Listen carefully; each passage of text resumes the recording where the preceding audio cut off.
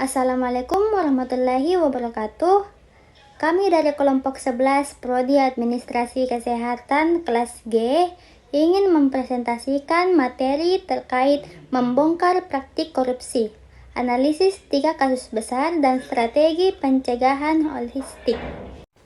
Sebelum memasuki materi, izinkan kami memperkenalkan diri terlebih dahulu. Perkenalkan, saya Afifah Naratul Asma dengan NIM 25030450188. Selanjutnya teman saya.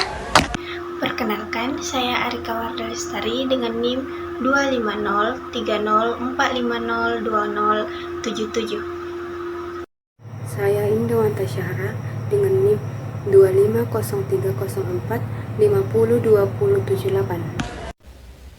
Di sini kami akan membahas 3 kasus besar korupsi.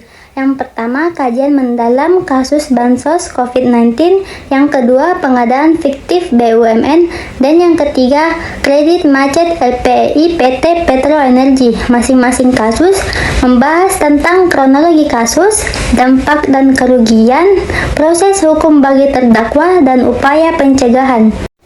Sebelum membahas 3 kasus korupsi, saya akan menjelaskan latar belakang mengapa korupsi masih merajalela dan rumusan masalah.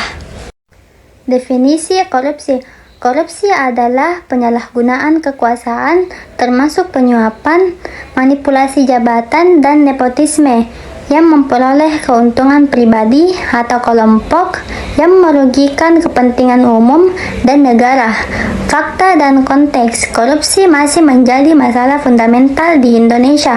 Berdasarkan data Transparency International 2023, Indonesia berada di peringkat 115 dari 180 negara dengan skor CPI 34, menunjukkan tingkat korupsi yang cukup tinggi. Rumusan masalah. Bagaimana kronologi dan siapa dalang dibalik ketiga kasus korupsi yang dibahas? Apa dampak material dan imaterial atau kepercayaan publik yang ditimbulkan? Bagaimana proses hukum dan sanksi bagi para pelaku korupsi? Strategi pencegahan apa yang harus dilakukan agar kasus serupa tidak terulang? Kasus 1. Korupsi bantuan sosial atau bansos COVID-19 2020. Kronologi kasus. Kasus ini melibatkan mantan Menteri Sosial Juliari Batubara. Kronologi bermula dari program pengadaan paket sembako bansos COVID-19 oleh Kemensos nilai 5,9 triliun.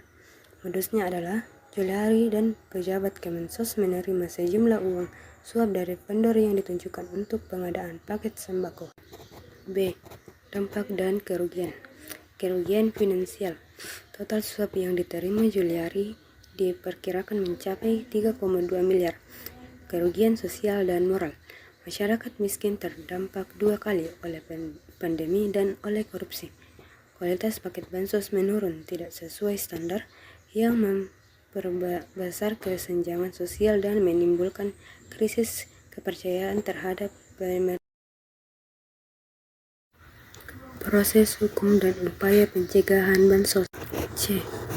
Kasus hukum bagi terdakwa. Juliari Batubara divonis di Pengadilan Tipikor dengan hukuman 12 tahun penjara dan denda 500 juta serta diwajibkan uang penggantian sebesar 14,15 miliar. D. Upaya pencegahan dan kasus bansos. 1. Penyaluran bantuan harus berbasis data yang jelas, terbuka, dan diakses publik. 2. Penyaluran dilakukan melalui sistem non-tunai, dikirim langsung ke rekening penerima untuk mengurangi perilaku praktik korupsi. 3. Kementerian atau lembaga harus memiliki unit pengawasan.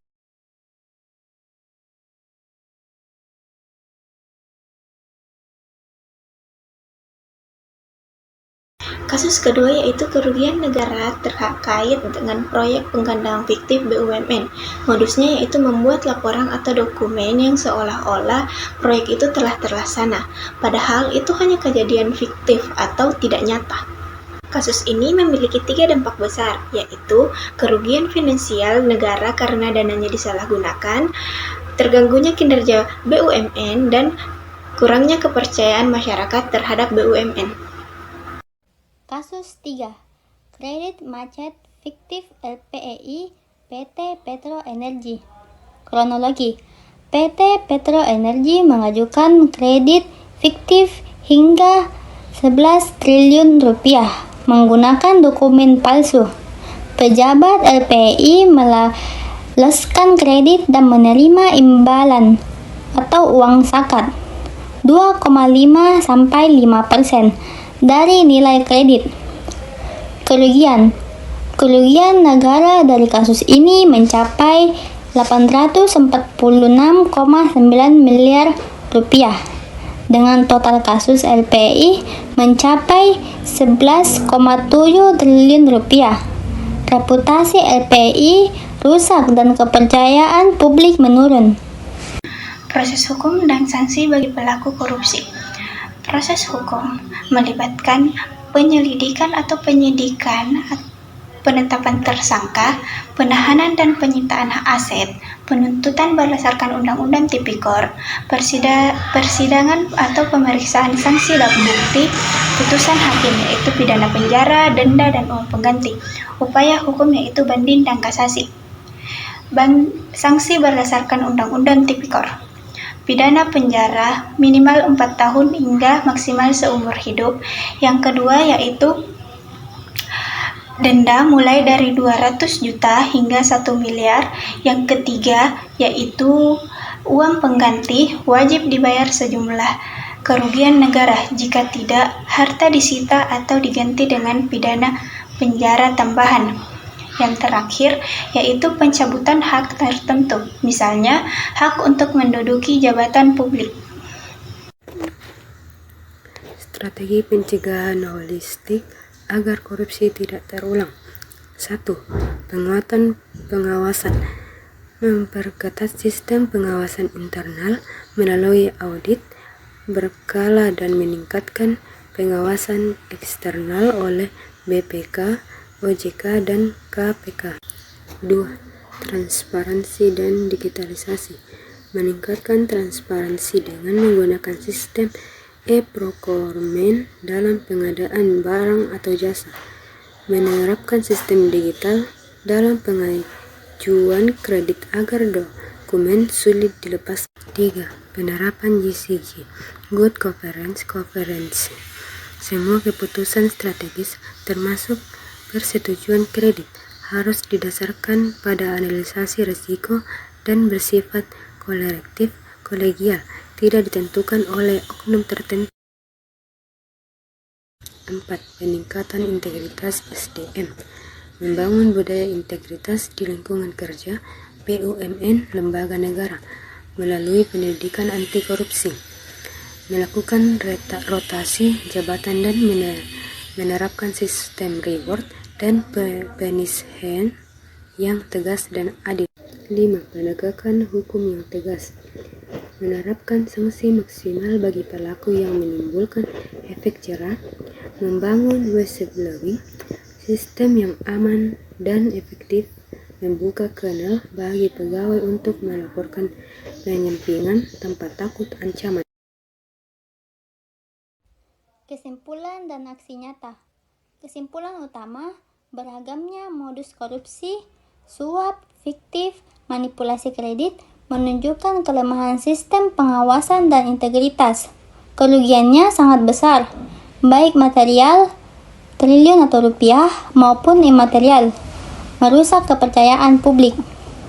Saran kunci, upaya pemberantasan korupsi harus dilakukan secara holistik dan berkesinambungan. Ini melibatkan perbaikan sistem, penguatan integritas sumber daya manusia, dan penegakan hukum yang tegas tanpa pandang bulu. Aksi nyata integritas dimulai dari diri sendiri. Mari bersama mewujudkan Indonesia bebas korupsi. Baik, itu dia 3 pembahasan kasus korupsi dari kelompok kami. Selanjutnya kami membuka sesi tanya jawab. Bagi kelompok lain yang belum paham atau keliru, silahkan bertanya di kolom komentar. Nanti kami akan menjawab sesuai pemahaman kami mengenai materi kami. Sekian presentasi dari kelompok kami. Bila ada masukan, kritik, dan saran, silahkan ketik di kolom komentar. Nanti kami akan mengevaluasi presentasi kami ke depannya. Assalamualaikum warahmatullahi wabarakatuh.